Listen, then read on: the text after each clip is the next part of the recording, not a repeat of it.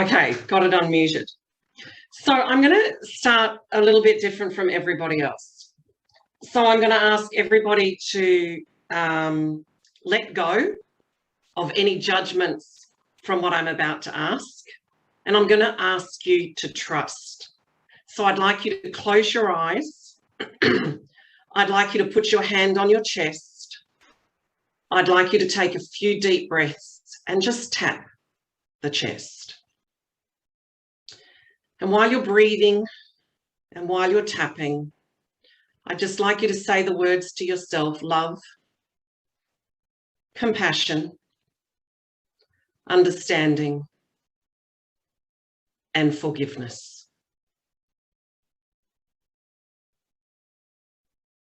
And then bring your awareness back into the room. That love, compassion, understanding, and forgiveness is for self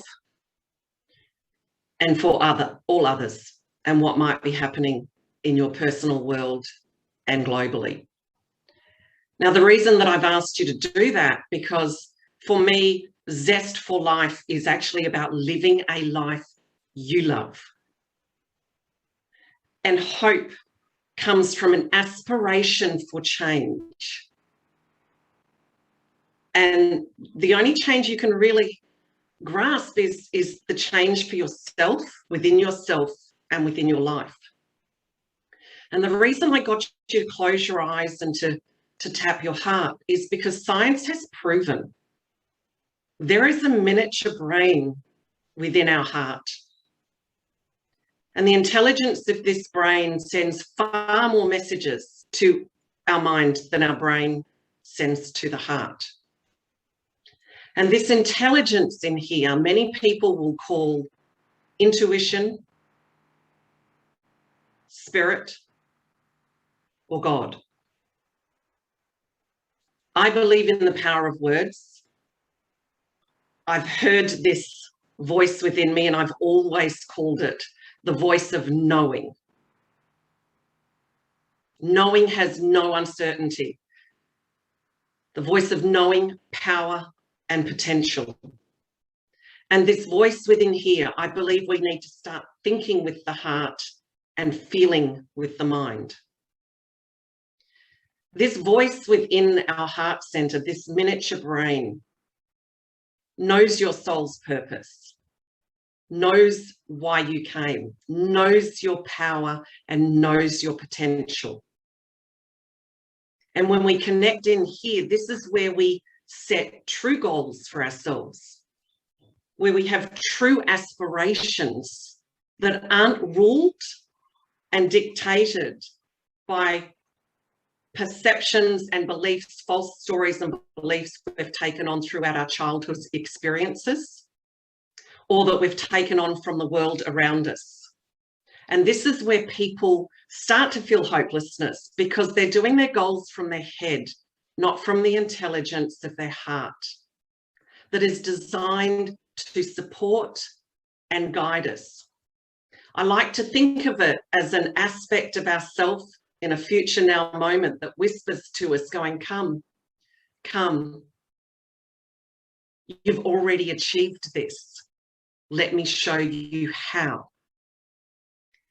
The hope comes, and I'm going to use that analogy that others have talked about, the child. The child hopes that it can walk, but then it knows it can, which is why it gets up again and gets up again and gets up again, because it's no longer hopeful. It knows. It knows it is about to achieve this and live a life it loves. It does not doubt it. The one thing that will strangle the life and freeze hope in its tracks is fear. And when we aspire to change, you may take action towards it, but there will be a moment, if it's big change, where fear will come in. Now, what happens here is most people get strangulated by that fear. They also have a belief built that that is a negative. And I do not believe in negatives. The negative is if you allow that fear to rule you, but the fear itself. Imagine if we change the lenses that we look through and the perceptions of how we think and feel and perceive something.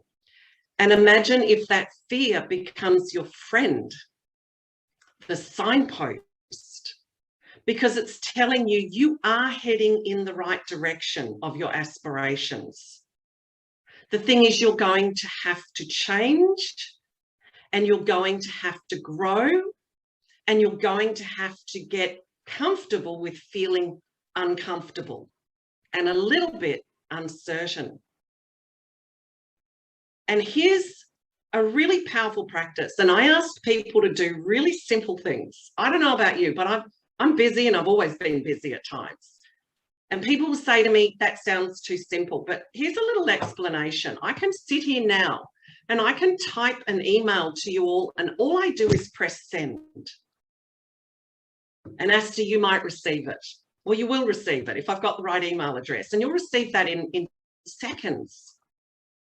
Now, what I did was simple, but what's going on in the background has a bigger complexity to it.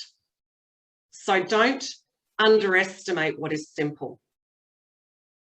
In order for you to put that fear into the passenger seat of your life so you can be in the driver's seat and keep moving forwards with your hope of your vision, of your desired outcome, that if you stay connected in with the intelligence and the knowing of the heart will become your knowing, which is certain. You need to do this. This is a very powerful practice. You can do it with somebody else, but you need to lay out the guidelines. And the guidelines are, I'm going to tell you my fears. Do not respond. Do not try to answer. Do not try to fix. And you will look the person in the eyes. If you're not comfortable with that, you can write it. And the way you will write it is, these are my fears. They are not my truth. Then you either speak out or write out exactly what those fears are, because you're taking them from back here, because we perceive that the negative comes from behind, and you are going eyeball to eyeball with it, knowing that it's actually your friend telling you you're heading in the right direction. And this is how you quieten it and put it in the passenger seat. Then you will either say or write, these were my fears, they're no longer my truth. And you're going to write out those hopeful outcomes. It's your truth. They're not your fears, it is your truth. And you're going to state them. Now, doing such a simple practice like that means you've actually listened to it. Have you ever had children and they all come running to you? So-and-so said this and so-and-so did this.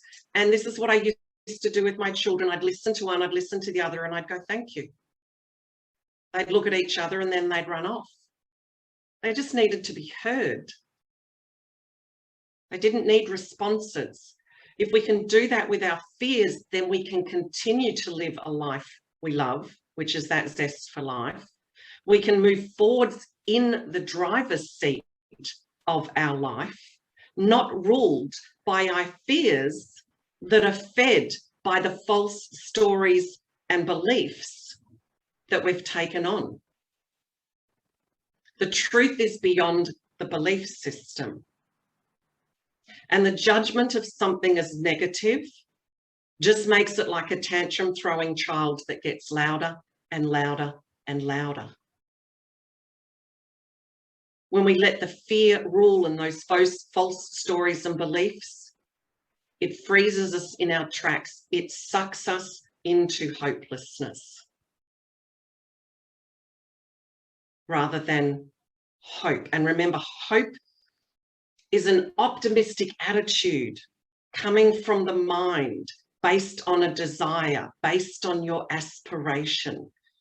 It speaks to you of a desired future. It's also still the mind. When we do meditative practices beyond mindfulness practices, because mindfulness still keeps you in the mind, they are positive in order to teach you to to know what's going on with your mind, to discipline your mind, but they still keep you in the mind, and you do not get to cross that bridge into that mini brain, that voice of knowing, intuition, spirit, God, whatever you would like to call it, but that voice of knowing and power and potential that will guide you every step of the way. It will speak to you, but you need to do practices to tap into it for the dial to be turned up so that you can move beyond hope and transform and elevate that hope into what some call faith, which means faith is in the now moment. Faith is not based on proof. Faith comes from a knowing. Because adversity is always going to be there. The very adversity that's before you is designed to get you to grow.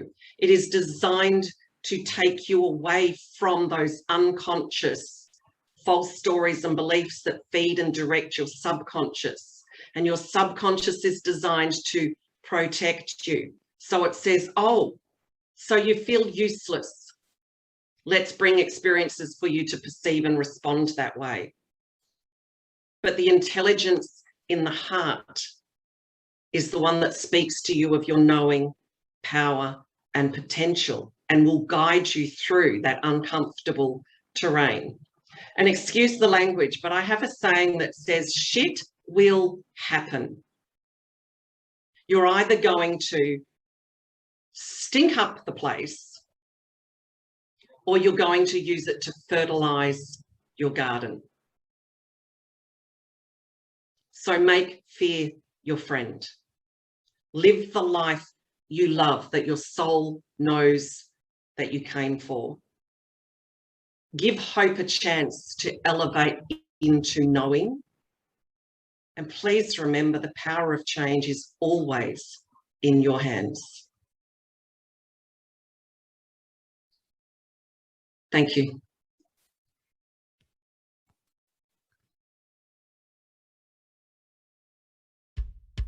Mediation Steadfast, based in Perth, Western Australia. We provide mediation services for employment issues to prevent expensive litigation in matters related to employee and industrial relations. We are dedicated to becoming a leader in mediation by encouraging solution-focused conversation for setting up a respectful and positive work culture. For more information on our facilitated mediation, visit our website mediationsteadfast.com.au. Mediation Steadfast, creating win-win solutions with alternate dispute resolution.